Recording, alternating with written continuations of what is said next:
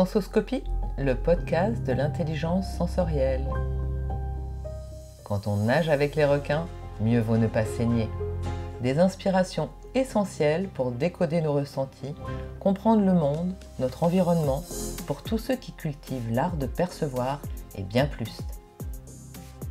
Restez vivants dans un monde qui peut parfois sembler trop rapide, trop bruyant, trop violent, trop dispersé, insensé. Je suis Emmanuelle Motte, fœtus devenue grand-mère. J'ai souvent mouru et renaquis. J'ai d'abord été costumière pour tisser des fils et des liens avant de franchir la frontière de l'épiderme et découvrir le costume intérieur qui façonne nos rôles. Équipée de 30 ans d'exploration pratique de nos compétences comportementales, ma capacité à interroger le système sensoriel aide tous ceux qui bloquent dans des situations complexes. Merci d'avoir choisi l'audio pour vous extraire des écrans et favoriser une écoute intime et confidentielle.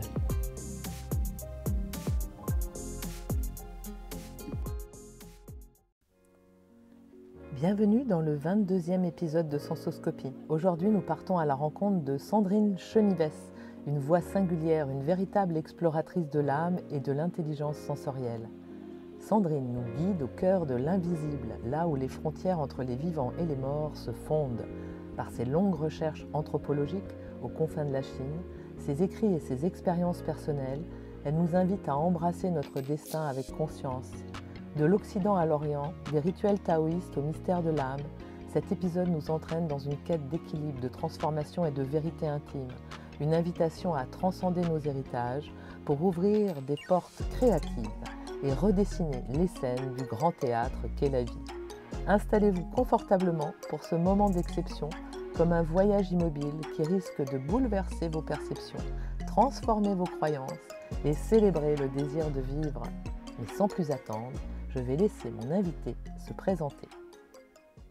Alors, je suis Sandrine Chenives. De formation initiale, je suis anthropologue, sinologue. J'ai vécu une vingtaine d'années en Chine, où je suis partie très tôt, à l'âge de 25 ans, dans le cadre d'une thèse de doctorat que j'ai accomplie en grande partie sur le terrain, dans un endroit perdu sur les bords du fleuve Yangtze, qui est le 3e plus grand fleuve du monde, qui traverse la Chine depuis les contreforts tibétains jusqu'à Shanghai. Et j'étudiais alors une montagne dans laquelle les croyances populaires, et notamment dans la religion taoïste, avec tout le fond chamanique qui la sous-tend, situent le monde des malmorts. Alors on reviendra peut-être sur cette notion de malmort.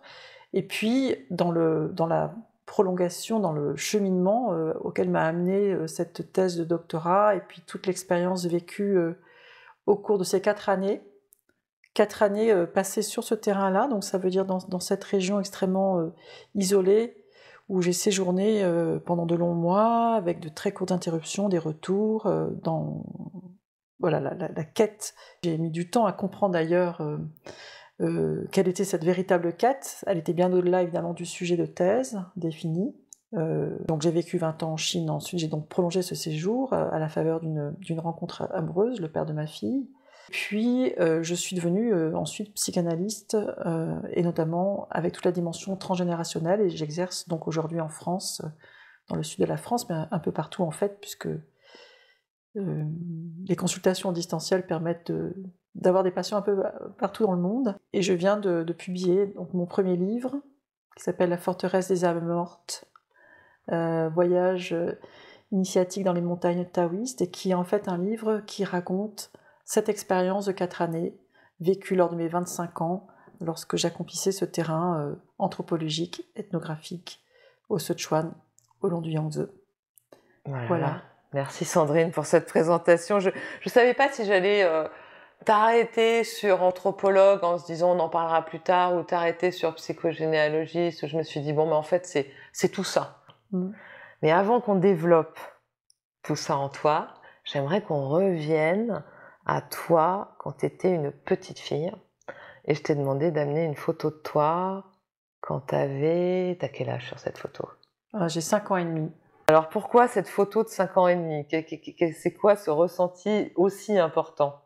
Alors, lorsque j'avais 5 ans et demi, je vivais près d'Arles, dans le pays d'Arles, dans un petit village qui s'appelle Fontvieille, donc au pied des Alpilles et aux portes de la Camargue, après avoir séjourné dans les Cévennes, dans un village qui s'appelait Vézenobre. Donc j'étais là depuis peut-être 1 an ou 2, et j'étais en classe de CP, avec une maîtresse que j'ai adorée, dont je me rappelle encore le nom, qui s'appelle Madame Le Foll. Voilà, tout est là. Et qui était une femme absolument merveilleuse, qui m'a profondément marquée. Voilà, et je tiens à préciser qu'aujourd'hui, l'entretien que nous sommes en train de faire se passe dans une ancienne école, donc c'est tout à fait une synchronicité assez bouleversante. Je pense que la synchronicité, de toute façon, de notre rencontre est bouleversante. Et donc, en fait, il s'est trouvé qu'à ce moment-là, s'organisait un tournage de film aux abords de Fontvieille, dans les quelques belles demeures, châteaux de la région, notamment au château d'Estoublon, qui est à 1 kilomètre de Fontvieille, et puis un autre château aux abords de Fontvieille qui s'appelle le château de Barbegal, un film dirigé par Robert Mazoyer, qui s'appelle Les gens de Mogador, qui a été diffusé à la télévision en fin 1972.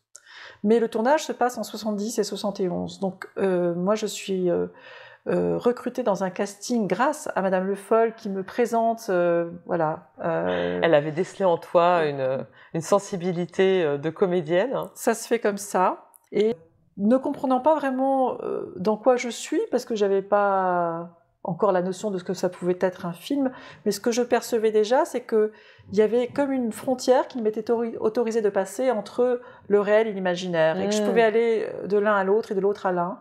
Je pouvais passer aisément cette frontière, et donc il y a quelque chose, je pense, c'est pour ça que j'ai choisi cette photo, s'ouvre là pour moi, c'est ce passage. Parce qu'enfant, on joue dans la cour de récréation. Tout est réalité, on se déguise, en fait. Voilà, tout est réalité. Donc on est dans l'imaginaire, mais tout est en même temps réalité. Et tout d'un coup, ça devenait quelque chose qui était possible dans le monde des adultes. Les adultes aussi jouaient à s'habiller, à monter à cheval, à faire des combats, à organiser des dîners. Tout l'art cinématographique et du jeu. Voilà. Surtout, manquait l'école, bien que j'adorais l'école.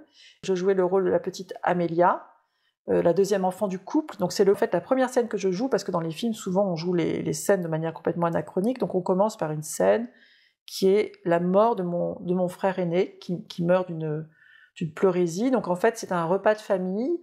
Tout le monde est habillé en noir, et on attend le dernier verdict. L'enfant est mourant dans les chambres au-dessus, et la famille est réunie autour d'un repas. Et voilà, ce sont ces derniers soupirs. Et donc moi j'étais absolument terrorisée par cette ambiance. D'ailleurs je suis la seule à être habillée en rose clair, tout le monde est habillé en noir, c'est absolument lugubre. Marie-Josena qui joue ma maman est en larmes. Voilà, il y a une sorte de silence, une froideur. Toi tu ressens ça Ah mais oui, moi je le ressens tellement que je refuse de rentrer dans cette pièce, j'ai peur, je refuse de m'asseoir. Voilà, et ils ont été obligés de faire rentrer ma mère pour que je sois rassurée, et qui a passé toute la scène, et les scènes sont jouées de nombreuses fois, donc ça peut durer longtemps. Elle était cachée dans l'embrasure de la fenêtre derrière le rideau, elle était donc présente dans la pièce, et sa présence me rassurait. C'est comme ça que j'ai pu tenir le petit rôle qui m'était confié, d'être à table, voilà, enfin, un rôle. Je savais plus à un moment lequel des deux mondes était le vrai, puisque tout ce qui se jouait, notamment cette scène inaugurale qui précède les funérailles du petit garçon, qui est donc mon frère aîné dans le film, Cyprien, et bien cette scène-là, c'est pour ça que j'ai peur, c'est que je ne sais pas si elle est vraie ou fausse. Je ne peux pas faire la part des choses, en fait. Et ça, c'est toute cette articulation entre le réel et l'imaginaire. Je crois qu'elle m'a toujours habitée. Et dans l'écriture, aujourd'hui, et dans les carnets que j'écrivais d'ailleurs au bord du Yangtze lorsque j'avais 25 ans, donc il y a de nombreuses années, cette articulation entre le réel et l'imaginaire, elle m'habite vraiment. Où est la cause, où est l'effet, c'est toujours assez... il n'y a pas de frontières non plus. Oui, je vois. Ouais. Et quand tu regardes cette petite fille, est-ce qu'elle est fière de ce que tu as fait de toi? Ben, je me retrouve dans ce regard un peu buté, et ces sourcils froncés, avec cette moue assez volontaire. Et je retrouve, oui, la persévérance et la ténacité dont j'ai eu sans doute besoin pour faire ce voyage, ce long voyage au Sichuan. Et c'est pas qu'un voyage au sens premier du terme, c'est un voyage intérieur. C'est l'ascension d'une montagne intérieure. et ces qualités-là que je peux voir, parce que je le prends plutôt comme des qualités, sur cette photo, cette résistance, cet esprit un peu rebelle, ben, je pense que c'est quelque chose qui m'a effectivement souvent guidée dans la vie. Et moi, on voit que je m'accroche à cette barrière, je fronce les sourcils et je veux surtout pas qu'on m'arrache à ce que je suis en train de vivre. Je veux pas qu'on m'arrache à ce que je suis en train de vivre. Voilà. J'aime bien cette phrase. Donc tu es fière parce que tu t'es pas arrachée à ce que tu étais en train de vivre. Oui. C'est pas facile de m'arracher à ce qui m'apparaît important de vivre dans l'instant présent. Et ça me ramène à une autre expérience au même âge. À Fontvieille, la reine d'Angleterre est venue, alors je sais pas en quelle année, on peut peut-être retrouver l'année, mais je pense que c'était à peu près la même année. Et elle est venue en visite, donc évidemment il y avait tout le cortège, la voiture qui passait, donc tous les enfants étaient avec des petits drapeaux anglais, on devait tous être sur le bord des trottoirs, et quand la voiture arrivait, on devait l'agiter, etc. Et bien j'étais la seule à ne pas le faire, et c'était très important pour moi de ne pas le faire, alors je ne comprenais même pas de quoi il s'agissait, mais je sentais qu'il fallait surtout pas que je le fasse.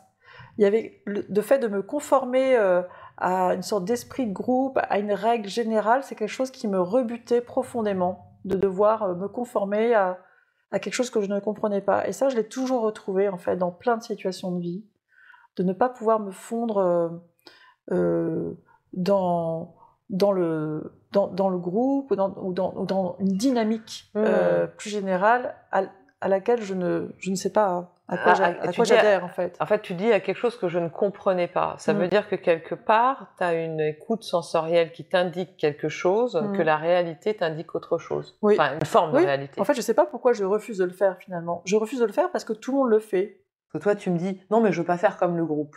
Mais selon moi, c'est pas que tu veux pas faire comme le groupe, c'est que toi, particulièrement, Sandrine Chenivès, tu as besoin de comprendre pour faire.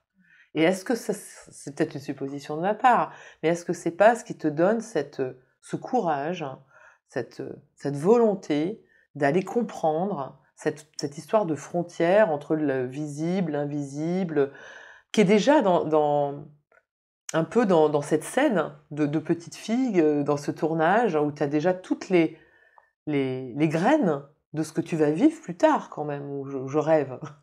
Et moi, je pense que mon besoin de comprendre pour faire mon chemin, c'est un besoin qui passe par le fait de sentir, en fait. Parce que quand j'observe, si je me replace dans la petite fille qui est accrochée à la rampe sur le perron, sur l'escalier qui monte au-dessus du perron, dans cette scène de tournage, eh bien j'assiste à une scène, il se passe quelque chose entre les adultes, il y a une intrigue, il y a quelque chose qui m'intrigue et que je ne comprends pas, effectivement, que je ne comprends pas, mais en même temps je sens qu'il y a quelque chose d'important qui est en train de se jouer là, dans l'ombre. Donc du coup, il y a une identification, c'est comme si à travers Julia, je voyais aussi quelque chose de ma mère, et donc il y a une appréhension, une inquiétude que je sens en elle, qui me parle, en tout cas que j'ai besoin de comprendre, que j'ai besoin de cerner. Je capte là quelque chose qui fait que, tant que ça n'est pas apaisé, je ne peux pas m'arracher à ce que je suis en train de voir. Je crois qu'il y a quelque chose de cet ordre-là. Ouais. Je suis captivée, capturée par l'inquiétude ou le non-apaisement de l'autre. Capturée par l'inquiétude de l'autre.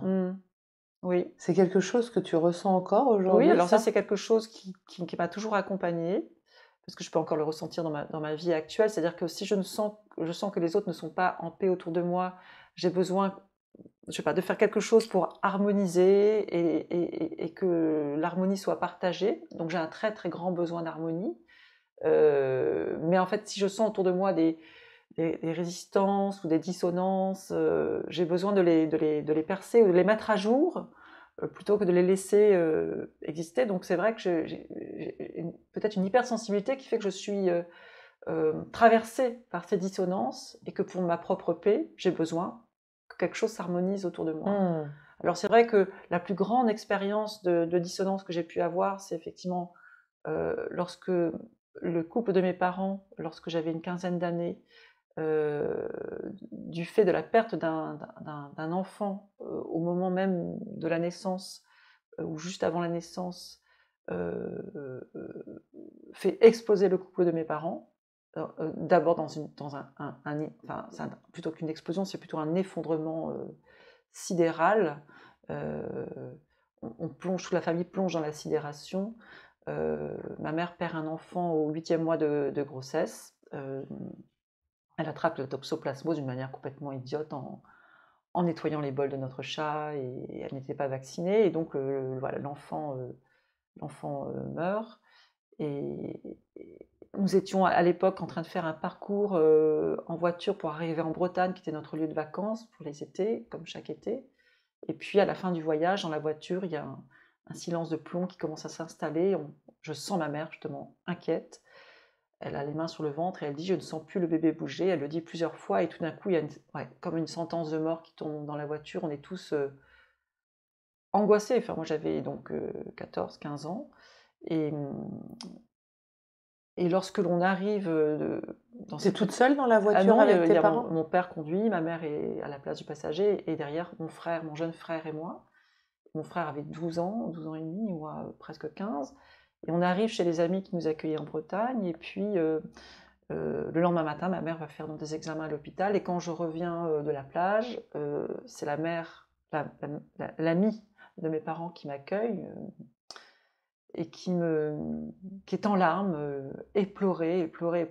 Je ne vois pas mes parents, je vois juste cette femme qui est une amie de longue date de mes parents, que je connais très bien, qui m'accueille et qui dit en sanglotant éperdument « ta maman, elle hoquette, elle n'arrive pas à finir sa phrase « ta maman, c'est fini ».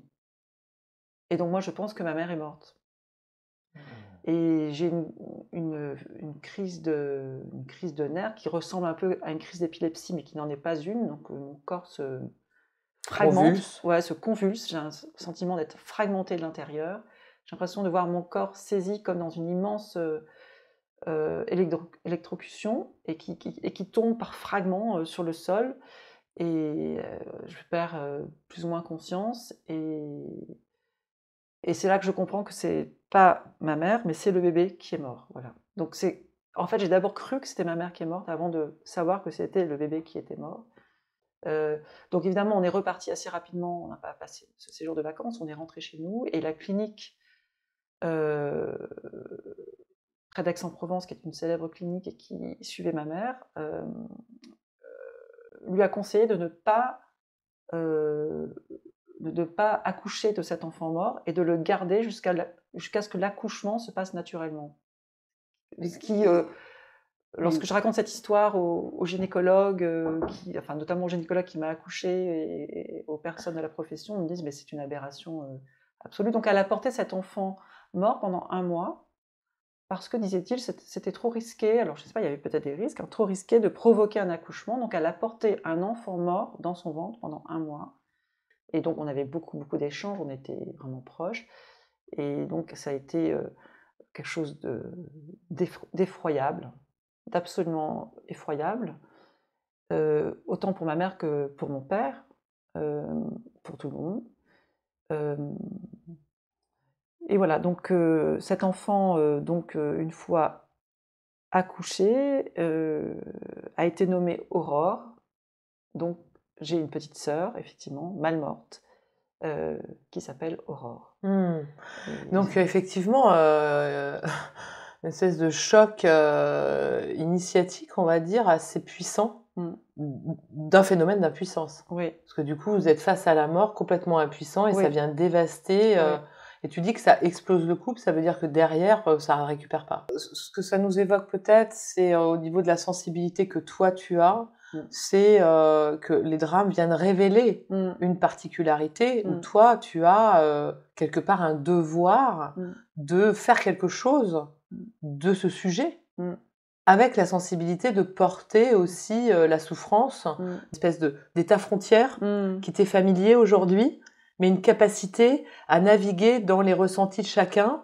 Et là, c'est tes parents. Et qu'est-ce que tu vas faire, toi, avec ce drame pour exister, tout en répondant à ces loyautés de soulager la souffrance des parents, en fait, parce que c'est déjà quelque chose que tu as en toi. Alors ce drame, il se double d'un deuxième drame, c'est-à-dire que mon père va décompenser.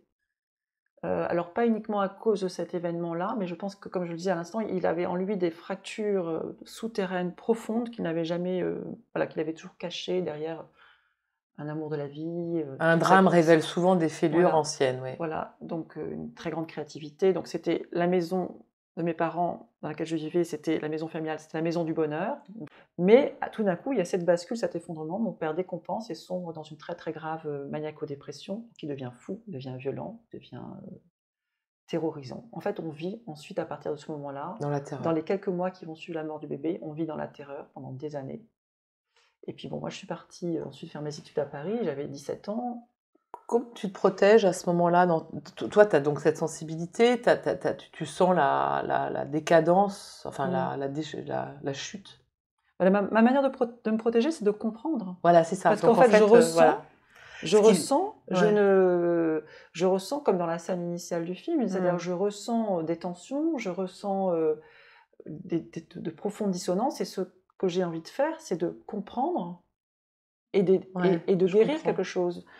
Il y a effectivement l'impuissance par rapport à ma mère, à cette profonde tristesse, qui n'est pas simplement la tristesse de la perte du bébé, parce qu'elle a une puissante résilience. Elle a commencé à reprendre des études, elle n'avait jamais passé son bac, donc voilà, elle a passé son bac, elle a commencé ses études d'art, elle s'est épanouie, reconstruite, etc. Et mon père, lui, sombrait au fur et à mesure qu'elle elle se reconstruisait. Mon père sombrait.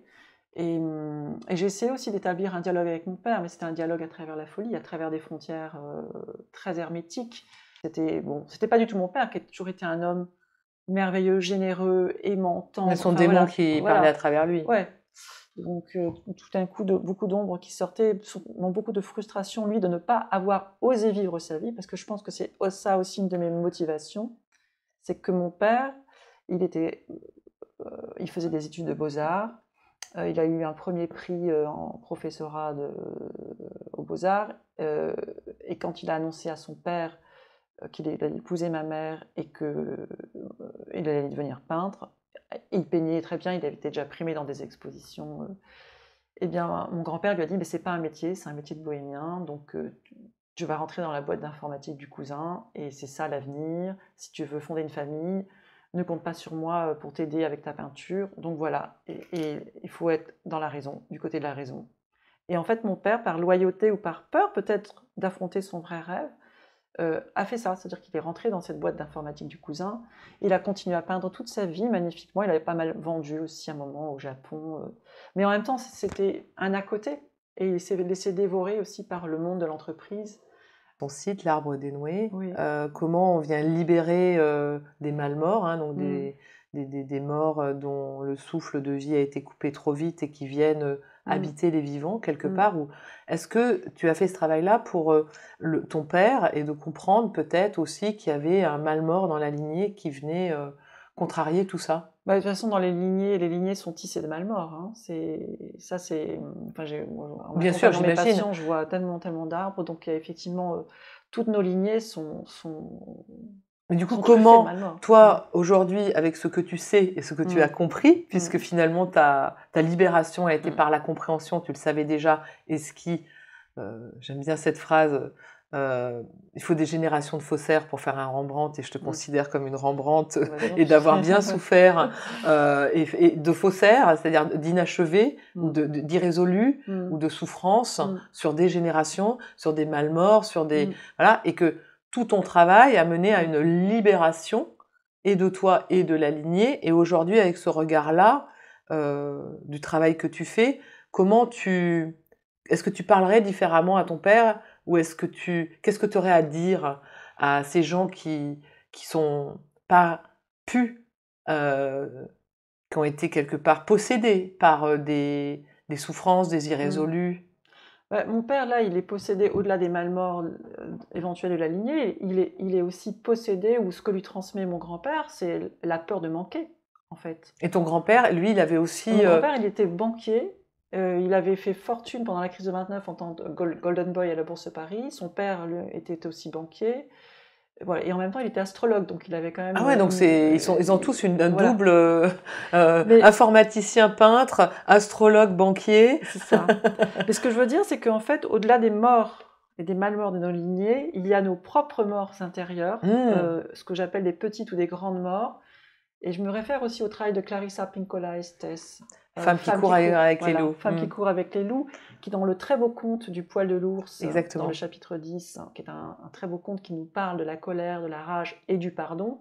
Et elle nous donne aussi les clés du travail d'aller identifier dans nos lignes de vie, enfin dans notre ligne de vie, ces petites morts, c'est-à-dire ces parties de nous-mêmes que l'on a laissées sur le bord de la route. Les petites morts, c'est-à-dire, elle parle des descansos, ce sont ces rituels que l'on voit aussi chez nous, mais qui sont très très florissants et spectaculaires parfois. Ce sont ces petites tombes que l'on trouve dans les campagnes, sur le bord des routes. Elle est mexicaine d'origine, donc ça prend là-bas vraiment des proportions absolument spectaculaires. Mais on voit aussi sur le bord de nos routes des petits tombeaux, des petites croix, des bouquets de fleurs, etc. Quand une âme est partie là, et on célèbre ce départ. Et elle nous invite à célébrer dans nos lignes de vie, nous aussi, ces petites morts, ces parts de nous-mêmes qu'on n'a pas honorées, qu'on a lâchées.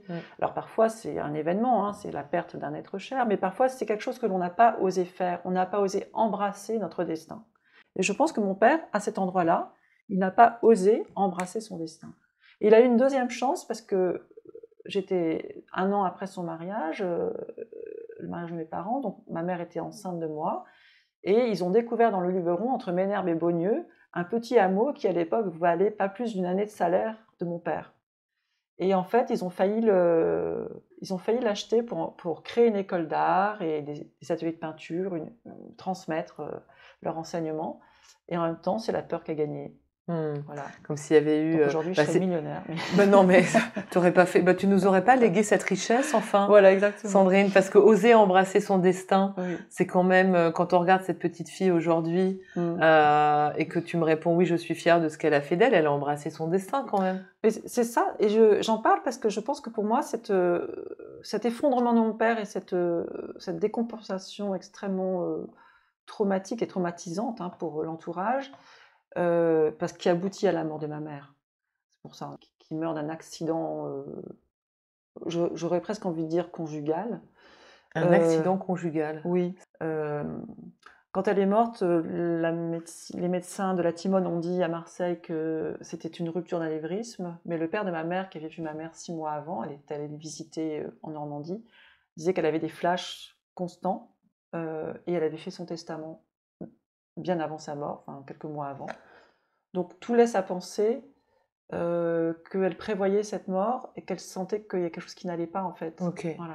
Et toi, à ce moment-là, tu es... Ça peut être une hémorragie très très lente, très discrète. Bien sûr, ouais. Et toi, tu fais tes études à ce moment-là? Alors, moi, je suis à l'époque en train de faire mes études. Je commence, à 17 ans, je m'enfuis de la maison parentale pour protéger mes jours. Parce que mon père, justement, je subis de la part de mon père une de ces crises de très très grande violence. Donc dans la folie, des moments de décompensation, d'ordre psychotique. Je me réfugie et je ne suis jamais revenue, et donc je fais des études à Sciences Po, à Aix-en-Provence, et de chinois parallèlement. Donc c'est là que je entre dans mon univers chinois, que j'entre dans un autre univers, dans un autre monde, et que je passe des frontières. Du coup, tu vois là. Oui. Mais en fait, c'est marrant parce que des fois, il faut des grands chocs pour oser franchir et épouser une autre culture. C'est ce qui a été ton cas. Oui, alors il y a quand même plusieurs rivières qui m'amènent à cela, parce qu'il y avait déjà dans la famille...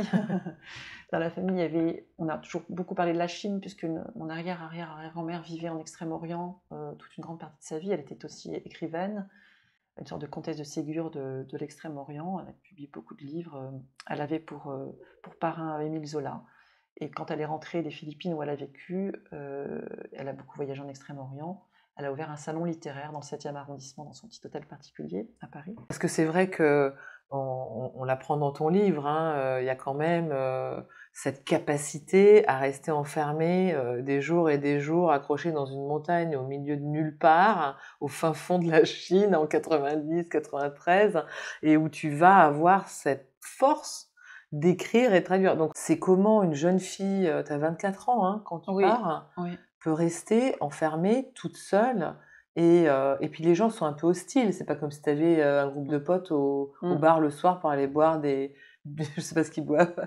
Effectivement, j'arrive dans une Chine en 1990, c'est une Chine qui s'éveille à peine d'un très long endormissement, qui n'est pas un endormissement serein, puisque c'est toute l'histoire de la Chine communiste qui avait pour programme de supprimer toute forme religieuse. L'apothéose, c'était la révolution culturelle, et donc c'est 14 ans à peine après la révolution culturelle que j'arrive au Sichuan, dans cet endroit très perdu au long du fleuve Yangtze, le petit village de Fengdu, qui est censé être l'entrée du monde des Malmorts.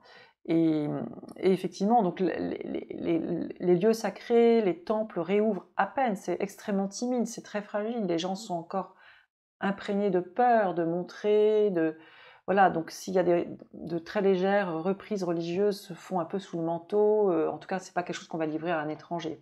Donc dans ma candeur, j'arrive là avec mon sujet de thèse déposé à l'école pratique des hautes études, et après avoir travaillé pendant au moins 4 années sur des manuscrits taoïstes à l'école, enfin dans la bibliothèque des hautes études chinoises, donc je travaillais sur des textes anciens qui sont un peu le socle de ma thèse, qui sont les géographies de l'au-delà. Dans le monde taoïste. Alors je ne sais plus quelle est la formulation, là je ne l'ai plus du tout en tête, mais ça on peut le retrouver facilement. C'est pas grave. Et puis j'ai publié, et on trouve sur mon site l'arbredeneo.com, dans la rubrique des publications, j'ai mis en ligne quelques articles académiques pour les personnes qui peuvent être intéressées. Parce que du coup, cette thèse n'a pas été traduite, tu n'as pas été publiée. J'ai eu plusieurs propositions de publication à l'école française Extrême-Orient et à Nanterre, à la maison d'archéologie et d'ethnologie, mais en fait, à l'époque, je n'avais pas le courage de m'y remettre. Parce que dans le parcours de cette thèse, comme je le raconte dans La forteresse des âmes mortes, dans le livre, voilà, il y a une dimension traumatique qui fait que j'ai mis beaucoup de temps à revenir à cette expérience. C'est-à-dire que tu as une bonne partie du livre où tu es malade, en fait. En fait, j'ai failli mourir de mon terrain. J'ai failli mourir. En fait, tu es devenu le sujet de ta recherche. Le chercheur est dans le chercher, on dit ça. Voilà, il y a une grande bascule qui s'est faite. Ouais. Mais c'est pour en revenir à ce qui te pousse à partir, donc ce drame familial, et cette, si on reprend La petite fille, ce drame familial, et ce livre, et cette thèse qui quand même nourrit ce livre, il se passe 30 ans entre la thèse et la publication du livre. Oui, la thèse est publiée en 1995 et le livre, ça nous fait 30 ans. Et c'est ça? Oui, oui, parce que oui. Et du coup, j'étais étonnée, c'est qu'à un moment donné, tu avais fait cette thèse et tu es partie sur autre chose, ou c'est cette maladie qui te donnait pas la force, ou qu'est-ce qui a fait que ça a duré 30 ans? Durant tout mon travail de thèse, les gens en Chine qui m'entendaient parler les quelques personnes à qui je me confiais sur ce que j'étais en train de vivre, me disaient mais il faut absolument que tu écrives cette histoire, il faut absolument que tu écrives cette histoire. Bon, moi j'étais déjà en train d'essayer d'écrire ma thèse, donc c'est un travail absolument harassant et faramineux. Donc je ne voyais pas du tout où était le moindre espace pour écrire cette histoire. J'ai eu une rencontre qui a été majeure lors d'un dîner à l'ambassade, à la résidence de l'ambassadeur de France en Chine, avec le président Giscard d'Estaing. J'avais été invitée pour accompagner le président Giscard d'Estaing et le mettre en relation avec les artistes qui étaient invités à ce dîner, qu'il avait demandé à rencontrer. Donc il y avait des cinéastes, des peintres, des poètes, etc.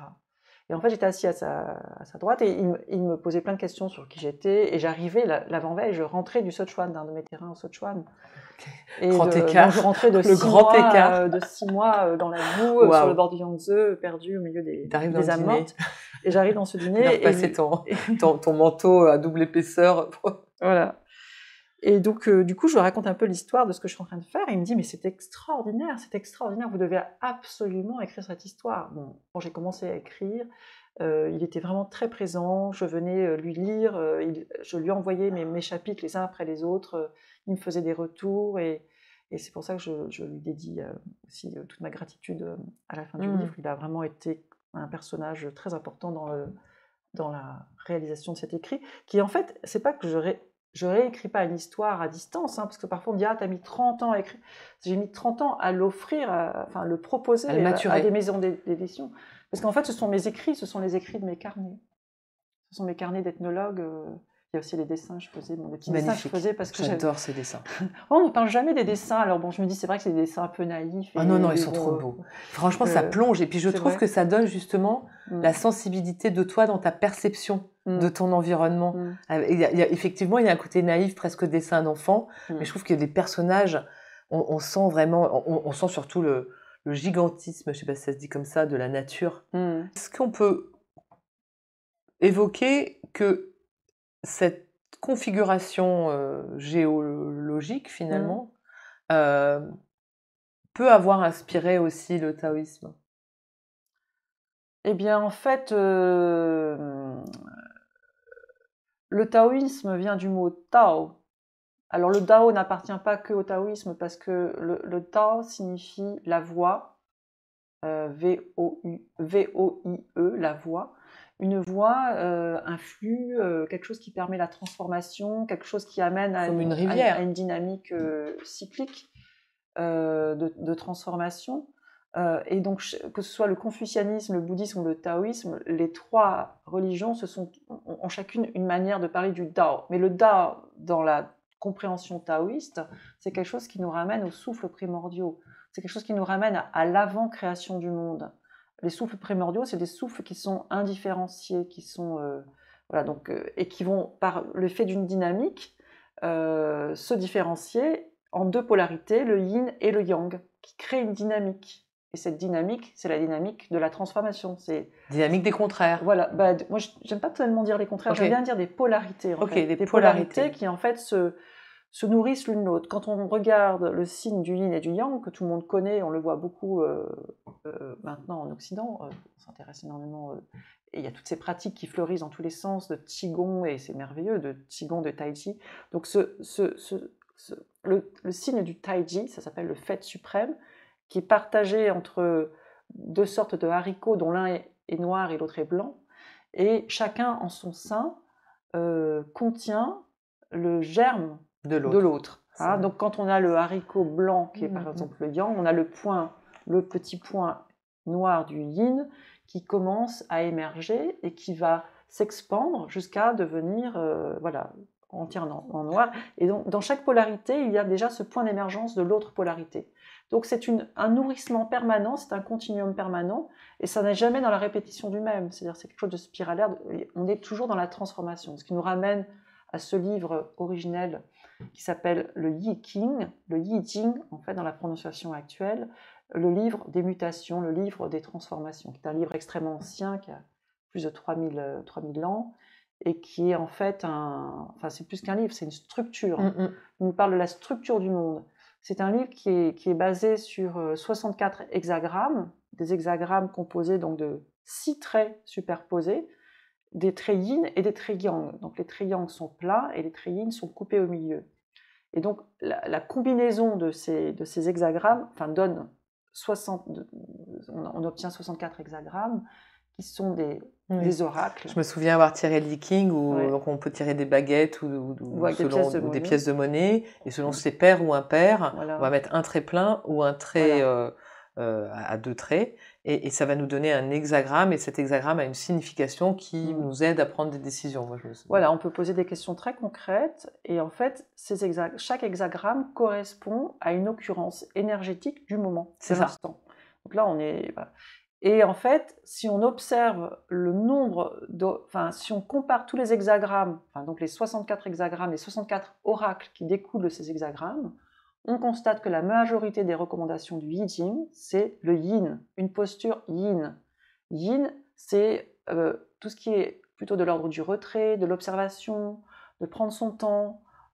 C'est le contraire de yang, qui est plutôt une dynamique. Alors le yin est aussi une action. Rester en retrait est aussi une action. C'est une action vers l'intérieur ou une action vers l'extérieur. Et donc la plupart des recommandations, c'est effectivement une attitude yin. L'acceptation. Et ça nous parle vraiment dans la pensée chinoise, de cette manière d'accueillir le réel.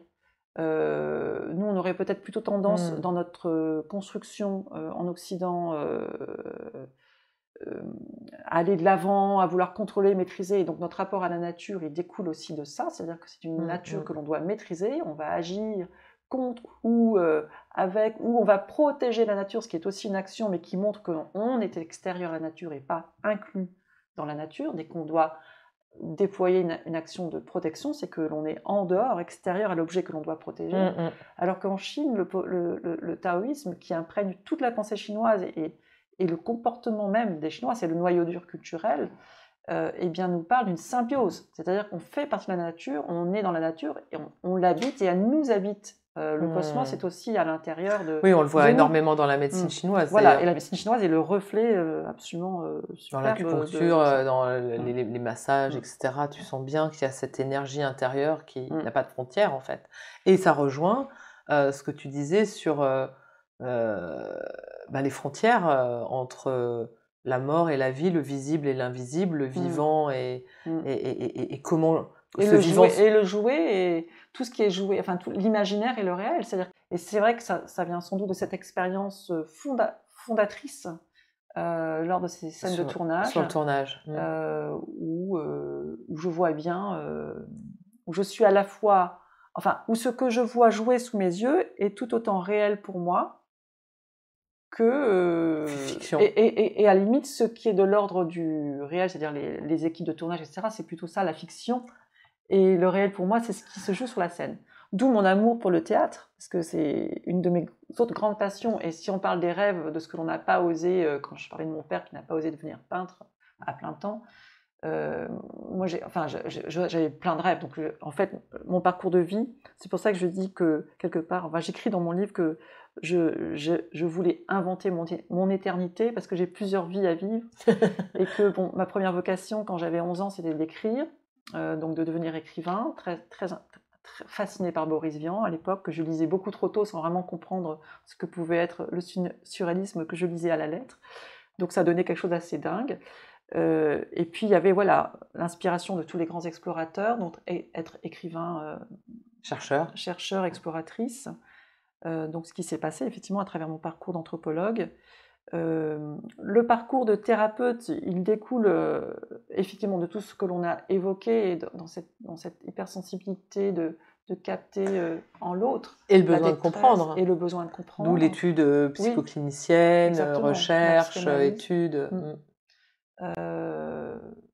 Et puis surtout le personnage aussi, le personnage de Yangtze, qui est dans les documents, le chaman Kenissi, voilà, qui va rassembler une foule de textes qui sont la véritable histoire du peuple chinois, qui jamais ne sera décrite dans les annales historiques, dans les annales dynastiques, dans l'histoire officielle chinoise. C'est tous les angles morts de l'histoire, et c'est tout ce que vivait le peuple réellement à travers sa propre organisation, en marge d'un empire absolutiste. Il y avait une organisation propre au peuple à travers ces temples qui étaient donc des maisons communes. Je ne vais pas revenir sur ce sujet parce que j'en parle très bien dans le livre. Mais en tout cas, ce qui est intéressant, c'est de voir qu'il y a une vie parallèle. Voilà, il y a une vie parallèle. Et grâce à un ordre très ritualisé, spirituel, et qui se transmet un peu sous le secret. Quoi. Et qui va prendre de plus en plus de force parce qu'en fait, ça va structurer toute la société chinoise, tout le pays réel de manière horizontale.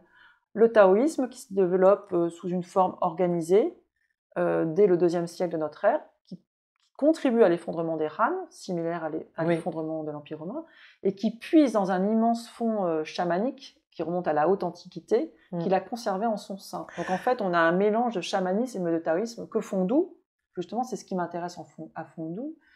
Fengdu est un lieu purement chamanique. Quand on dit chamanique, c'est les ponts entre le visible et l'invisible. Voilà, c'est ça. Et ce Yangtze, donc au IVe siècle, dont je traduis le récit de la transe, parce qu'il part dans des transes fulgurantes. Un scribe prend en note tout ce qu'il raconte et il décrit des géographies imaginaires absolument et ce mont apparaît. Donc, voilà, c'est là que lui, pour la première fois, va citer le mont Fengdu, qui à l'époque est une île imaginaire en mer du Nord. Et puis tout d'un coup, vers l'an 1000 de notre ère, cette montagne imaginaire, ce lieu mythique va se greffer au Sichuan le long du Yangtze. Donc cette histoire des frontières, elle est importante parce que effectivement, bon, je vais bien loin dans ces pays lointains,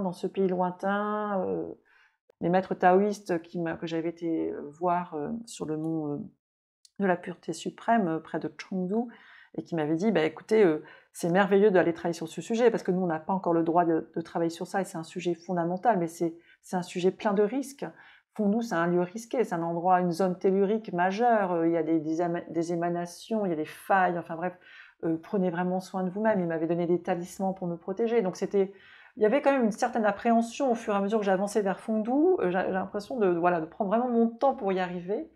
parce qu'il y avait quand même une appréhension. Et au fur et à mesure que j'arrive, je me dis, mais pourquoi je suis là? Qu'est-ce que je fais là et comment j'ai pu arriver là?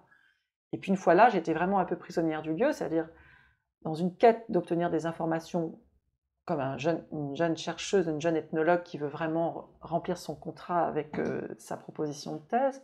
Et en fait, chaque fois que je posais des questions sur cette montagne, qui était donc jusqu'au début du XXe siècle l'objet de fabuleux pèlerinages qui drainaient des dizaines et des dizaines de milliers de pèlerins depuis presque 1000 ans, les gens me disaient on ne comprend pas de quoi vous parlez. On pense aujourd'hui qu'il est évident que ce voyage-là, ce n'est pas unique sous le prétexte d'une thèse de doctorat, c'est bien plus qu'une thèse de doctorat, bien sûr, c'est surtout essayer d'aller à la rencontre de l'irreprésentable. Oui, et puis tu le dis, de toute façon, quand tu es petite fille, tu as besoin de comprendre. Oui. Donc en fait, toi, ta façon de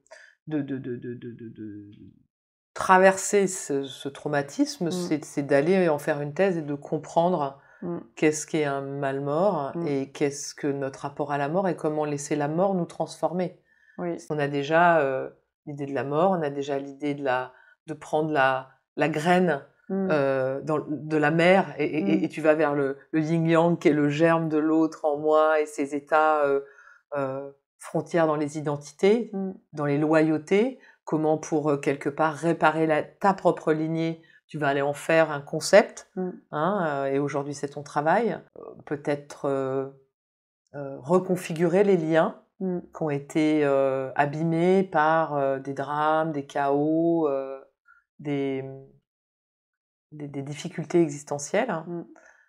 Donc c'est un parcours où tu es complètement imbriqué avec l'histoire, en fait. Tu es ta propre actrice de ton propre film. Et oui, et en fait, la recherche pour essayer de comprendre ne suffit pas, parce qu'en fait, ce qui va se passer, c'est cet accident, un accident de terrain que beaucoup d'ethnologues peuvent vivre parce qu'on est pris dans des équations de réalité. Voilà, il y a des failles justement dans lesquelles on peut tomber parce qu'il y a cet écart entre les perceptions. Et donc il y a un vertige existentiel qui me saisit à travers une expérience traumatique sur le terrain. Qu'on ne révélera pas parce que c'est ce qui donne le piment du livre, je trouve. Mais en tout cas, où je vais me retrouver plongée dans une sorte de coma transitoire. Et je voulais faire référence à ce magnifique article des Inrecuptibles qui est paru au mois de mai. C'est un numéro exceptionnel qui a été dirigé par Juliette Binoche, qui était rédactrice en chef ce mois-là des Inrecuptibles. Et c'est Jean-Marie Durand qui écrit un très bel article que je trouve extrêmement pertinent, et il parle justement de ce coma comme d'une plongée dans l'invisible, une plongée qui a rendu visible mon trauma d'adolescence, à la façon d'un acte manqué, il écrit, qui, comme disait Lacan, est toujours un discours réussi. Oui, je l'ai noté aussi. C'est vraiment très riche comme transmission. Et ça parle aussi de cette dissociation, parce qu'on me dit « mais où as-tu trouvé le courage de faire ça ?» Et je pense que j'étais dans un état de dissociation, et que c'est sur le terrain que quelque chose se réunit. Et je pense que c'est aussi ce que capte Jean-Marie Durand dans son article, parce qu'il dit que, travaillant sur la frontière poreuse entre la vie et la mort, mon corps a épousé ma conscience. Comme s'il obéissait et s'ajustait à cette séparation impossible entre l'un et l'autre. C'est ça. Voilà. Et ce qui a permis que je sois là, que j'aille prendre tous ces risques d'aller errer sur les frontières entre la vie et la mort, dans cet entre-deux qui est une no man's land tout à fait menaçant, en fait, puisque tous les rites que l'humanité, depuis la nuit des temps, met en place, les premiers rites ont toujours été des rites funéraires, prendre soin de nos morts, qui sans doute nous précèdent, et tous les rites funéraires et mortuaires ont pour but la séparation. Exactement. Pour après permettre de renouer d'autres dialogues. Mais en tout cas, avant d'être bien sûr et rassuré qu'il y a une séparation et qu'il n'y aura pas de hantise ou de revenance. Oui, que le mort, c'est qu'il est mort. Ouais. Enfin, en tout cas, la frontière est claire. Que la frontière soit bien claire. Le deuil, toute la ritualité du deuil, au-delà du simple rite funéraire. Et puis, dans certaines régions du monde, par exemple, je prends l'exemple de rite africain, où on va déterrer 3 ans plus tard les os, enlever les morceaux de chair qui peuvent rester, les laver, les blanchir, les faire bouillir, etc. Donc voilà, on supprime tout ce qui pourrait nous ramener à quelque chose du vivant. L'importance, chacun dans son monde. l'importance, tout à fait, tu as entièrement raison, l'importance du travail des ONG, de déterrer les charniers, de renommer pour permettre aux familles ce travail de médecine narrative, de raconter, de restituer. C'est un travail fondamental. Et ce que je dis souvent, c'est qu'effectivement, aujourd'hui, on voit fleurir le transgénérationnel de plus en plus. Et puis récemment, là, ces 2-3 dernières années, on voit fleurir beaucoup de livres, comme le livre de Grégory Delaplace, La Voix des fantômes, Vinciane Després, Au bonheur des morts, etc. Delphine Orviller aussi, qui a Vivre avec nos morts. Vivre avec nos morts, de très très beaux livres qui viennent nous relier à cette mort que l'on a complètement déniée dans notre société occidentale. Jamais une société s'était négligée à ce point que la nôtre. Je pense au moins depuis le XVIIIe et massivement au cours du XIXe siècle, sous prétexte de la science, où l'homme moderne s'est totalement coupé de ses propres mystères, notamment notre lien à la mort, notre lien à nos morts et notre lien à notre propre mort. De la même manière que ce Yangtze, ce chaman du IVe siècle, c'est pour moi un des premiers psychogénéalogistes avant l'heure. Il faisait des voyages dans l'au-delà pour dénouer des nœuds de mort entre les malmorts et les vivants. Donc il était envoyé par les dignitaires de la cour auprès de laquelle il travaillait pour aller dénouer, parce qu'il y avait des malmorts, des maladies subites, il y avait des hécatombes, et il ne savait plus quoi faire. Donc il l'a envoyé là-haut, et lui, il voyageait dans ces zones-là, il allait négocier. Genre de guérison transcendantale. Oui, voilà, c'est une sorte de détective qui allait d'abord enquêter sur qu'est-ce qui se passait là-haut, du côté des malmorts, et comment faire ensuite, une fois qu'il avait enquêté et compris qui avait fait quoi et qui voulait quoi, il négociait avec les instances pour obtenir réparation, dénouer, etc. Donc c'est aussi un grand guérisseur. Et en fait, tu faisais le lien avec mon travail de psychanalyste en transgénérationnel, et à la fin de ma thèse, donc en 95, j'étais dans un parc à Pékin, et Christopher Schipper, mon grand et merveilleux maître, qui malheureusement a disparu, il nous a quittés il y a quelques années, en 2021, et était venu me voir, et d'autres choses, mais il y avait d'autres projets aussi. Et donc on se promenait tous les deux dans un parc, et puis on était assis sur un banc sous un ginkgo, Ginkgo biloba. Ouais. Et il me disait, et moi, toute timide, arrivant au bout de ma thèse, je lui posais la question, mais alors quel est mon avenir? Comment je dois faire ensuite après la thèse? C'est quoi Je veux bien faire mon destin, mais bon. Et voilà, quel est mon destin par rapport à toute cette recherche? Comment souscrire, à quel concours, etc. Et lui, il était dans cette petite voix merveilleuse qu'il avait, un peu chuchotante, où on était donc toujours un peu suspendu à ses lèvres, parce qu'on avait l'impression qu'il allait nous délivrer, c'est ce qu'il faisait d'ailleurs, un secret. Il me dit, mais Sandrine, vous savez très bien quel est votre destin. Votre destin, c'est d'incarner justement votre nature de chamanesse. Donc, pour une étudiante qui a bossé pendant des années sur sa thèse et qui espère pouvoir avoir un poste au CNRS, eh bien, c'est tout à fait... c'est une phrase qui est vertigineuse. Ah ouais. Permis d'arriver là où tu es aujourd'hui. Ouais. Et du coup, aujourd'hui, je me tourne... ce livre, j'accompagne la promotion de ce livre, il me porte beaucoup, et j'y retrouve ma mère, parce que j'ai l'impression qu'elle me tient par la main dans tout le chemin que je fais avec ce livre, ou tout le chemin que ce livre fait. Avec vous deux. Voilà. Et avec plein d'autres gens encore. Et il y a l'écriture d'un roman qui est en cours, et puis une pièce de théâtre que j'ai écrite il y a quelques années, que je suis en train de réviser. Et je reviens vers le théâtre, et je pense vers une écriture aussi scénaristique. Ce sont des choses qui me... Je trouve que ça te va très bien, si je puis me permettre. À cœur. Donc il y a des projets qui se dessinent, je n'en dis pas plus pour l'instant. Voilà, et ça me ramène peut-être à cette scène d'enfant. Oui, tout à fait.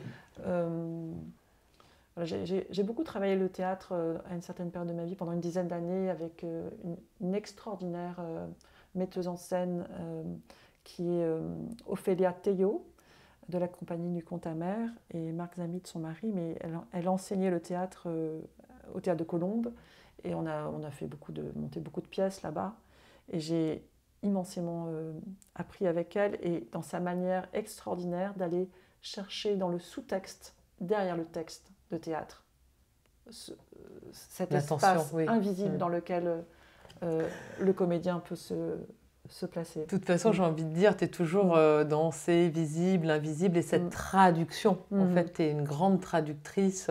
C'est là où on retrouve peut-être cette âme de chamanesque, comme disait. Oui, c'est ça, c'est cette capacité à passer voilà, d'un monde je à pense que l'autre. tu as quand même, voilà, ce qui n'est pas toujours évident, et peut-être c'est ça qu'on aurait envie que retiennent les auditeurs, c'est faire de sa sensibilité et de son intelligence sensorielle une capacité de trouver son propre langage, qu'il soit théâtral, qu'il soit d'écriture, qu'il soit de musique, qu'il soit de faire du pain. Si tu fais un pain avec ton âme, il va être bon et distribuer du moelleux à tout le monde. Dis-moi. Où je reviens au taoïsme, c'est qu'on parle du Tao Te Ching, et le Tao Te Ching est traduit depuis toujours en français le livre de la voix et de la vertu. Il y a une immense erreur dans cette traduction que l'on conserve, c'est que le livre de la voix, oui, on peut traduire le Dao par la voix, et par la vertu, qui nous ramène à la racine latine du mot vertu qui est virtus, et virtus qui nous ramène à la notion au concept de virilité. Or, ce dont nous parle Lao Tzu, c'est absolument pas de ça, il nous parle au contraire dans le 2, c'est toute la puissance du féminin. C'est pour dire aussi à quel point, dans notre appréhension des cultures autres, on a parfois une projection qui nous permet pas d'écouter vraiment. D'écouter vraiment ou de recevoir ce qui pourrait nous être transmis. Et que je crois qu'aujourd'hui, plus que jamais, on a besoin de cette puissance du féminin. Je crois que c'est ce que l'on devrait tous célébrer, et ce que beaucoup de gens qui sont... À un moment, dans le livre, je parle d'une société mondiale qui se départage entre ceux qui sont dans une quête de conscience, d'hommes augmentés, donc tout ce qui va vers la science, vers l'intelligence artificielle, donc l'homme augmenté, et de l'autre côté, la conscience augmentée, c'est tout ce travail d'aller dans les profondeurs, comme nous y invite la carte de l'ermite dans le tarot. Oui, et de faire des liens. L'arcane numéro 9, c'est d'aller dans les profondeurs, de faire des liens, et d'être dans la conscience qu'on est dans un tout, que tout est relié, et que d'être dans une posture de domination est contraire à notre humanité. Exactement. Et donc le travail est largement commencé, beaucoup de monde, je vois bien, travaille, et que c'est à partir du local, je pense, qu'on pourra transformer ça. Chaque travail individuel est précieux pour parvenir à mettre en lumière ce chemin-là. En tout cas, la puissance du féminin, je ne parle pas de la femme, hein, je parle du féminin que les hommes portent en eux tout autant que les femmes. Bien sûr. Le yin, la posture yin qui est recommandée par le yin. L'accueil, l'acceptation. Oui. Et la douceur, oui, tout à fait. La flexibilité, la consolation. Merci beaucoup pour ces mots, parce que je suis entièrement d'accord déjà, Edwine, avec cette façon que tu as de célébrer ce grand accueil, et moi ça me fait beaucoup de bien d'entendre ces mots-là, et je pense que tu es vraiment un très bel exemple d'intelligence sensorielle. Alors merci beaucoup. C'est moi qui te remercie, Emmanuel, de m'avoir invitée. J'étais extrêmement touchée par notre échange. Merci beaucoup. Êtes-vous toujours là, à l'écoute, ou êtes-vous parti en voyage avec vos fantômes ? Quoi qu'il en soit, je vous encourage à poursuivre cette aventure en plongeant dans le livre de Sandrine Chenives, La forteresse des âmes mortes, avec la préface de Juliette Binoche, qui fait sens comme une grâce. Pour aller plus loin, rendez-vous sur le site L'Arbre des Noués. Retrouvez les conférences de Sandrine passionnantes en ligne qui sont autant d'occasions d'enrichir vos connaissances et cultiver votre quête. N'hésitez pas à partager ce podcast à votre tribu. Nous nous retrouvons le 13 juillet pour un nouvel épisode d'aventure, cette fois au masculin du genre. Et d'ici là, je vous souhaite de belles transmutations sensorielles et de confronter vos rêves au réel.